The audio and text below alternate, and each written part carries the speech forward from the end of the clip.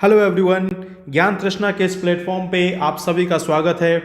आज हम लोग इस वीडियो में बात करेंगे जीएसटी काउंसिल के बारे में। We are going to start with a series of constitutional bodies.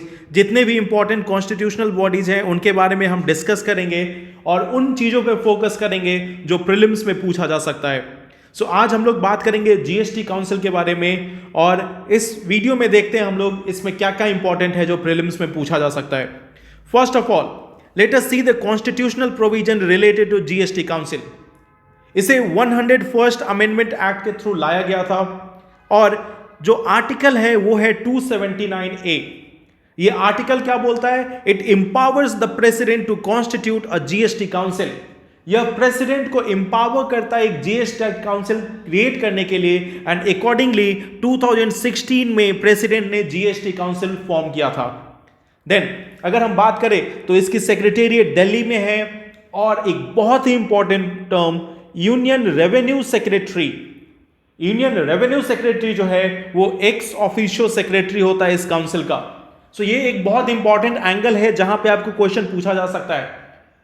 तो एक्स ऑफिशियो सेक्रेटरी जो है वो यूनियन रेवेन्यू सेक्रेटरी होता है। इस पॉइंट पे आपसे प्रीलिम्स में क्वेश्चन पूछा जा सकता है। आगे बढ़ते हैं कंपोजिशन पे। अब ये वो पार्ट है जहां पे बहुत सारे लोग कई बार गलत कर जाते हैं। तो आज हम लोग देखते हैं what is the composition of GST council.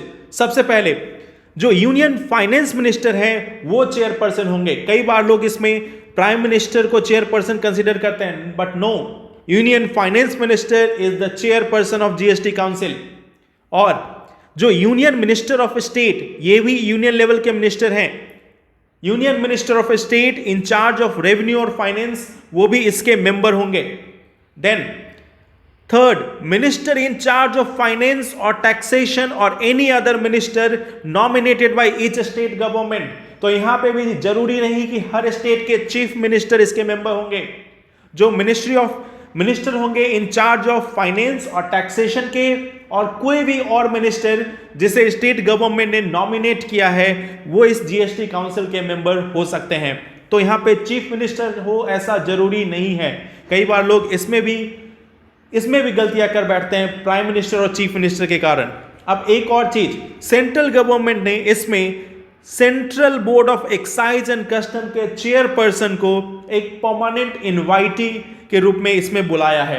तो he takes part in the proceeding of the council but he doesn't have the voting right, non voting member. ये नॉन वोटिंग मेंबर है। नाउ अगर हम बात करें वाइस चेयरपर्सन की, chairperson में देखा union finance minister is the chairperson, तो वाइस चेयरपर्सन जो होगा वो मेंबर ऑफ काउंसिल्स जो स्टेट्स के हैं। ये जो थर्ड मेंबर्स हैं, minister in charge of finance, तो सारे स्टेट्स के जो मेंबर होंगे, जो इस काउंसिल के सदस्य बनेंगे, मेंबर्स बनेंगे, वो अपने बीच में से किसी एक को वाइस चेयरपर्सन के रूप में यहां पे चुन सकते हैं। So vice chairperson will be one from the states और जो चेयरपर्सन है वो यूनियन मिनिस्टर ऑफ फाइनेंस होंगे। देन इस जीएसटी काउंसिल में अगर हम कोरम की बात करें तो कोरम होता है 1/2 of total number of members of the council. कम से कम आधे लोग प्रेजेंट होने चाहिए मीटिंग में, जीएसटी काउंसिल की मीटिंग में, तभी मीटिंग की जा सकती है। 1/2 ऑफ द मेंबर्स प्रेजेंट होने चाहिए। अगर डिसीजन मेकिंग की बात करें तो एटलीस्ट 3/4 के मेजॉरिटी से डिसीजन लिया जाता है। बट इसमें एक चीज, जो प्रेजेंट एंड वोटिंग है उनका काउंट किया जाएगा। सपोज किसी पर्टिकुलर मीटिंग में 60 या 70% लोग ही प्रेजेंट हैं, तो उनके बीच में से फिर निकाला जाएगा कि 3/4 वोट फेवर में है तो डिसीजन लिया जाएगा, नहीं तो नहीं लिया जाएगा। तो majority of not less than 3/4 of the weighted votes of member present and voting. और इसमें एक और बहुत इंपॉर्टेंट चीज है, वोटिंग शेयर समझना। वोटिंग शेयर सेंट्रल गवर्नमेंट का हमेशा 1/3 होगा। किसी भी मीटिंग में जितने भी वोट होंगे उसका 1/3 वेटेज सेंट्रल गवर्नमेंट का होगा और 2/3 वेटेज स्टेट गवर्नमेंट का होगा। तो ये मीटिंग के अकॉर्डिंग वैरी करेगा, क्योंकि हो सकता है किसी एक मीटिंग में नंबर ऑफ मेंबर्स कम हो। सो मीटिंग के अकॉर्डिंग वेटेज तय किया जाएगा और हर मीटिंग में 1/3 वेटेज हमेशा सेंट्रल गवर्नमेंट का होगा। नाउ मूविंग ऑन, कुछ मेजर फंक्शन देखते हैं जीएसटी काउंसिल के। जो नॉर्मल फंक्शंस हैं वो सभी को मालूम है, कुछ जो नई चीजें हैं या कुछ जो बहुत इंपॉर्टेंट चीजें हैं उन पे हम डिस्कस करते हैं।